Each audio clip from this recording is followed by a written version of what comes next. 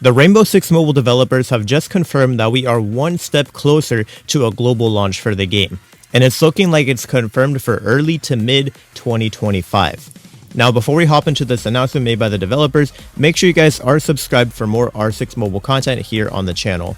Now let's get right into it. I also want to give a quick shout out to SNAKZY, the sponsor of this video. SNAKZY is an app available on mobile where you can play your favorite mobile games, and by doing so, you get SNAKZY coins that can be converted into actual gift cards for PayPal, Visa, Xbox, PlayStation, Steam, and thousands of other services that they provide it for. You can literally use this app to get gift cards to buy yourself skins within R6 Mobile or many of your other favorite mobile games. If earning money just by playing mobile games sounds great to you, then give SNAKZY a try right now using my link in the description and pinned comment. It's free to download and currently available on Android, and by using my link, you will be directly supporting me. Thank you so much to SNAKZY for sponsoring this video, and let's hop right back into the news. So the developers have confirmed that at the start of 2025, they will be hopping into Phase 2 out of 3 of their technical tests. If you don't remember, the developers dropped this roadmap showing Phase 1 was a technical test for the game. This is where they said that they would be testing all of the new features and improvements that they added to the game, including all the new HUD changes, tutorials, and various bug fixes and improvements. I will say I'm a little disappointed that one of the features we didn't get was 120 FPS in this technical test, but that's fine, and I know they will be hopefully working towards this in the future. I also am a little surprised that we don't have match reconnect yet at this time, considering this seemed to be a pretty big feature they wanted to add in the past before the devs did go on break to work on the game some more, and I feel like this is something that should have come with the technical test. So this does mean that unfortunately we might not have match reconnect when the global launch starts, but hopefully this feature does also get implemented sooner rather than later. With the first test complete, it's time for the developers to move on to Phase 2, which is the engagement test. In this test, they will mostly be testing how well casual players are enjoying the game and being willing to return and keep playing. I believe this means during this phase of the game, we will most likely be getting a lot of changes to quick games with some changes in ranked games as well. The devs did outline that they want to make sure this test is successful to reduce the amount of bots that are added in games, so I do think that this is a huge plus.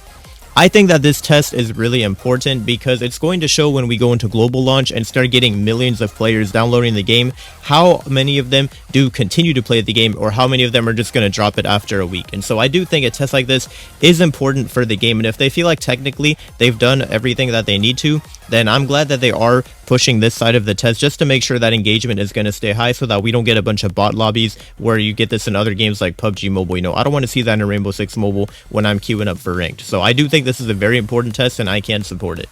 I believe we will likely also start getting the return of some of those special game modes. I think this is something cool that R6 Mobile did in the past. We didn't really get this too often in Siege over on PC and console, but I did like how we'd have certain game modes like the Dokubi only game mode when she came out, and hopefully we can see more stuff like this in the future because I think it's a cool, new, fresh game mode that casual players can hop into if they want to like maybe try out the new operator or something. So I think that's really cool. I wish we had one for Buck, but you know, who knows, maybe we will get one for Buck, because again, we're starting that next phase soon. They're going to be doing stuff for casual games, so hopefully that is going to get included in that. When this phase ends, that's when we officially start the transition to global launch. I think this hopefully means that by the end of this current phase, phase number 2, we will hopefully start to get some servers and more countries opened up in Europe and Asia, since currently we still do only have North and South America servers. But if we don't get more regions by the end of phase 2, then we definitely will going into phase 3, with phase 3 being that start of the global launch. So I'm super excited for that. I cannot wait to finally let all of my European and Asian players hop into the game. The only thing I'm going to ask before we go into global launch, aside from anything else I've already mentioned in this video, is please, we really need to see spectator mode in custom games. I feel like this is the last actual feature that I want in the game before we go into global launch, because if we don't have that with global launch, there will be no way for community-led esports. We need to be able to spectate in custom games. It is an essential feature. I think it's great that they did add custom games, but adding that spectating feature is something that I really hope we can get before we go into phase 3. I am excited that we have an official date for the start of Phase 2, and considering that Phase 1 only lasted 2 months, considering it's going to be starting up in November and going through until basically sometime in January, I think we can look at a spring or summer release for 2025 going into the global launch if we do continue on this same pace.